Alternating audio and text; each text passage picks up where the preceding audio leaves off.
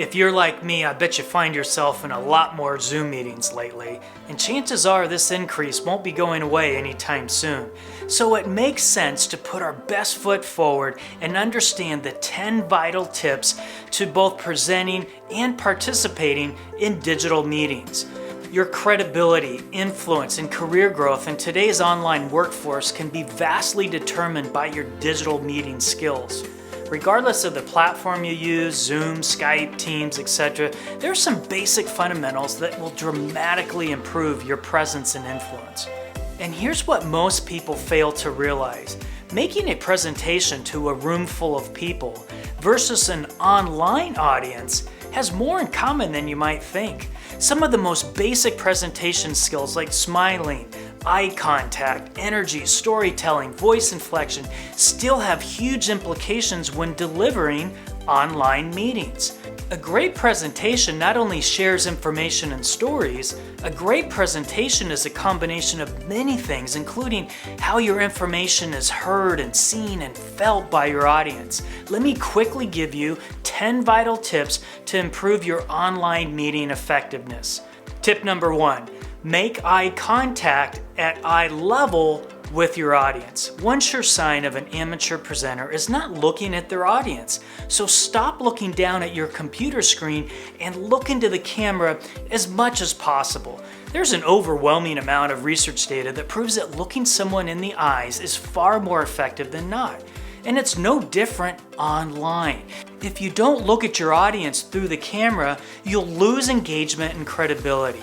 Notice the disconnect when my eyes are slightly off the camera. It's tough to make a connection with you if I'm looking down here the entire time.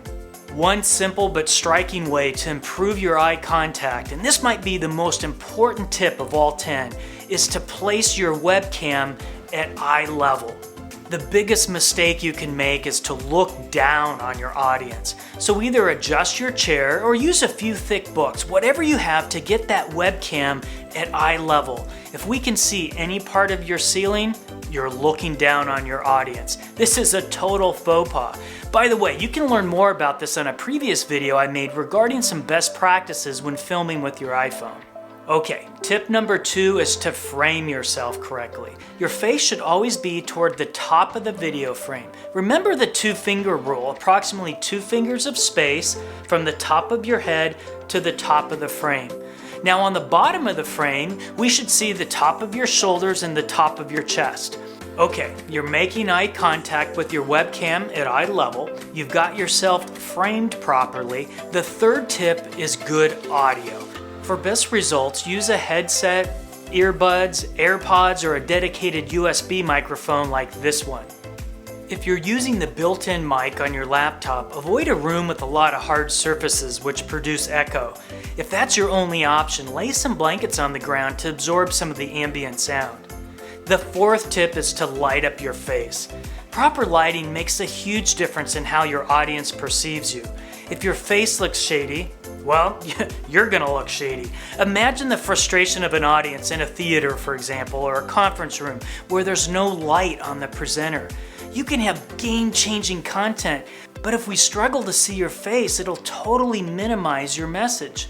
So the key is to not have a light source behind you like a sunny window or lamp, because this will make your face look dark. Adjust your setup so that you have a light source in front of you, like a window. In most cases, you can turn your laptop or move a lamp to correct your lighting. Okay, now you're looking and sounding great, and while these first 4 tips can be applicable to both attendees and presenters, the next 6 tips are for those of you who will be presenting. So the 5th tip is to have good energy. Trust me, it won't be a mystery to your audience if you don't care about the material you're presenting. Good energy is heard and felt by your audience more than your actual words. Your energy comes across in the following ways. Voice inflection and tonality.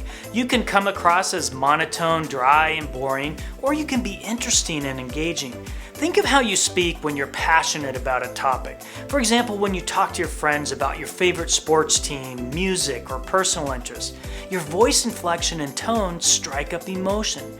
Think of all the ways you could say the word hello and how it's felt differently. Hello? Hello? Hello? Hello. Okay, you get the idea. Also, stand up if you can. I realize that's not always possible, but studies show that there's more energy in the delivery of a presentation when the speaker is standing. Lastly, pay attention to your speed and cadence. If you're slow, mechanical, or awkward in your presentation, it may be difficult to keep your audience's attention. Tip number 6 is to record your presentation and watch it before you deliver it. Practicing your talk ensures that you can deliver it with good articulation and at a good pace that everybody can understand. Using a platform like Zoom, you can record yourself in advance and then watch it. Wow, it may not be easy to watch and listen to yourself, but this can be the most revealing exercise you can do. When you watch your recording, do you feel engaged, educated, enlightened, or even inspired? Even better, pass on your recording to someone who can give you some honest feedback. Tip number 7 is simple. Let your audience know at the beginning of your presentation if your slides and content will be available for download after your presentation is over.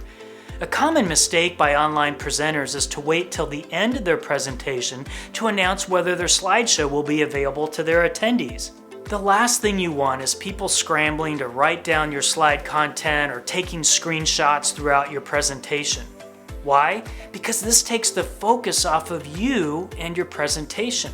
If your online audience knows up front that your content will be available for download, they can relax and focus more on your delivery.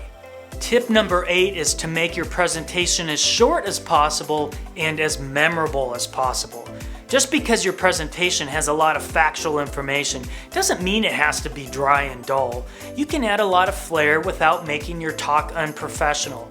Use stories and humor when appropriate to make it interesting.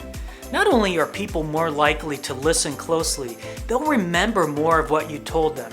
Remember, every time you tell a story, make a point, and every time you make a point, tell a story.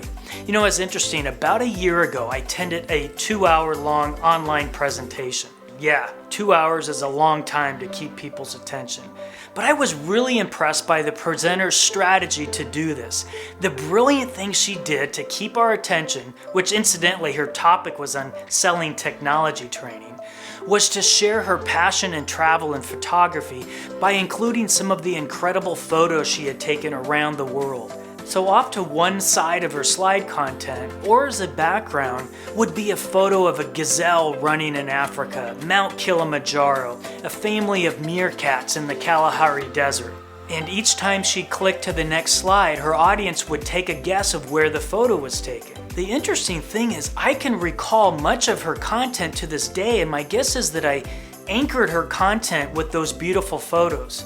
Obviously, every meeting you hold doesn't have to include some clever approach like this, but use your creativity to make your content and delivery as memorable as possible.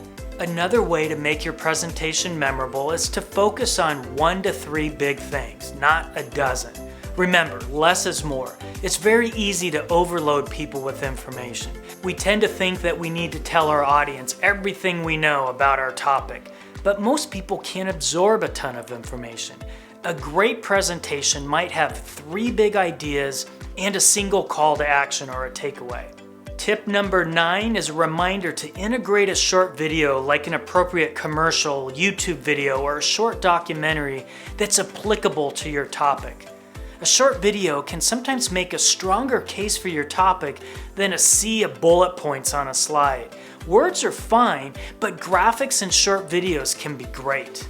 My last tip for hosting great online meetings, number 10, is a reminder to leave time for questions and interaction with your audience. If you've set an hour for the presentation, at least 15 minutes should be used for questions and discussion. And don't let the questions drone on or get redundant. Manage the Q&A session kindly, with purpose and authority.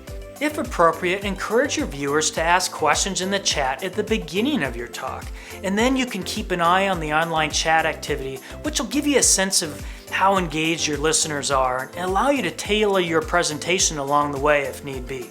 So there you have it. What I normally cover in a 1-hour keynote was just boiled down to 10 minutes. I hope that you can use some of these tips to grow your leadership and influence. Thanks for listening, everybody.